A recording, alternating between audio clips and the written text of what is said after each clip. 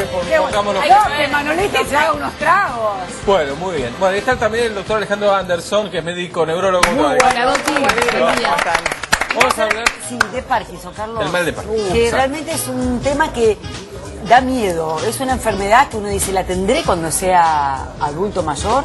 El tema es transmitir qué podemos hacer los neurólogos al día de hoy para la enfermedad de Parkinson. En realidad se pueden hacer un montón de cosas y esto es importante porque es muy frecuente el cuadro. Vos pensás que una persona de cada 100 por encima de los 60 años tiene Parkinson. Por tanto, si decís cuánto es el 1% de la población de más de 60, realmente es un número muy altísimo. grande. La enfermedad de Parkinson, bueno, es ese paciente que tiene rigidez, camina con pasos cortos, tiene esa postura en flexión, esa postura como de esquiador y muchas veces tiene temblor, porque hay formas de Parkinson que son temblorosas y formas que no son temblorosas, pero todos tienen la rigidez y todos tienen la lentitud de movimientos.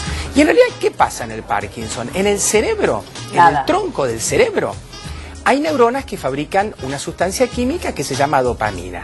Cuando vos tenés una pérdida de más del 70% de esas neuronas, empezás con el Parkinson. Así que cuando los pacientes vienen y dicen, doctor, me dijeron que recién estoy empezando un cuadro de Parkinson porque tienen un pequeño temblor, alguna pequeña cosita en la manera de caminar, hace aproximadamente 20 años que están empezando la enfermedad. Lo que pasa es que llegaron a esa pérdida del 70% y recién a partir de allí se manifiesta. Doctor, ¿y de qué otra manera también, aparte de cómo la prevenimos, de qué otra manera nos damos cuenta de que antes, 20 años antes?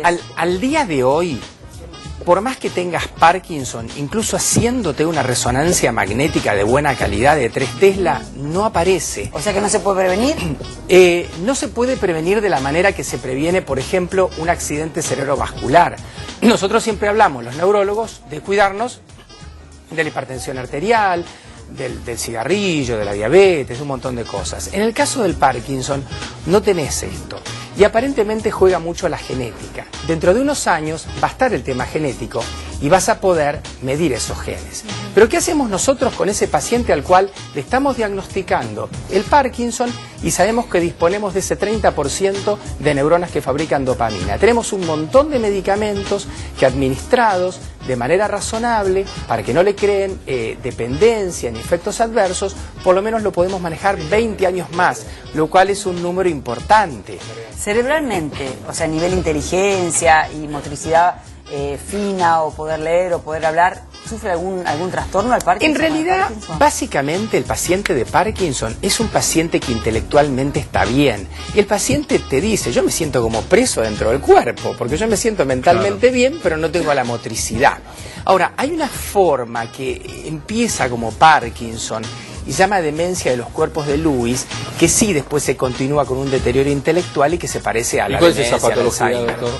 Es un tipo de, así como tenés el Alzheimer, tenés la demencia del cuerpo de Lewis. Pero en realidad la mayor parte de los pacientes de Parkinson no, motrizmente están bien. Y es muy importante administrar bien los medicamentos, porque si vos al paciente le falta dopamina, ¿no es cierto? ¿Qué hacemos? Le damos dopamina de entrada, le damos la famosa levodopa. Por 3 años el paciente va a estar bárbaro. Pero cuando vos llegás al tercer año, te empezás a quedar corto con el remedio, le empezás a aumentar la dosis para que el paciente ande mejor y te encontrás con que si lo medicás mucho, le aparecen movimientos anormales. Si lo medicás poco, se pone rígido. Alejandro, ¿tiene algún riesgo o tiene algo que ver la parte hereditaria? Muchísimo.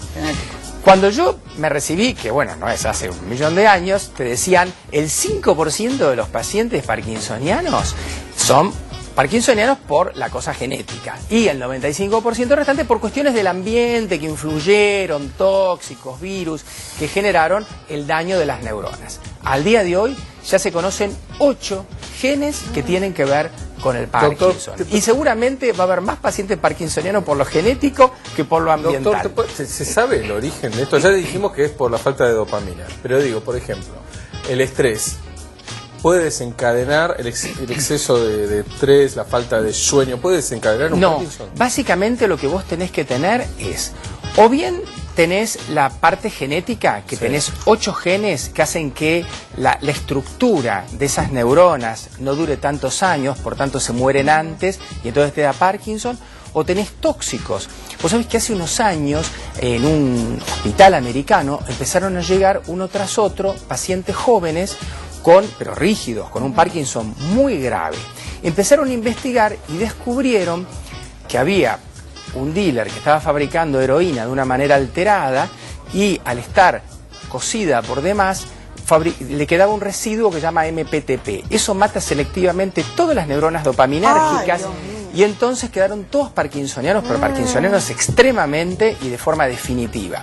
Bueno, en base a eso, a que se descubrió eso, se puede disponer al día de hoy de un producto que te sirve para hacer experimentos. Vos le das MPTP a una ratita y la ratita se pone parkinsoniana, por ejemplo, y tenés entonces un animal para poder probar los medicamentos para desarrollarlos para el ser humano. Así que tenés tóxicos y tenés virus también.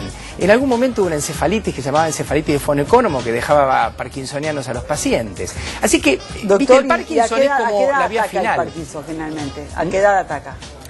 Mirá, por arriba de los 60 años, ya te dije, 1% de la población. Cuanto más edad tiene uno, es más frecuente. Pero yo tengo pacientes de 40 y pico. Sí, lo que pasa es que la frecuencia es menos. Michael Fox, que es tan conocido, fue muy joven cuando... Perdón, y el actor Lombardo que vino acá y que se iba a encontrar con... Lombardo, Javier Lombardo, por supuesto, muy conocido. Se iba a encontrar con Berugo. Sí, Michael hizo una fundación.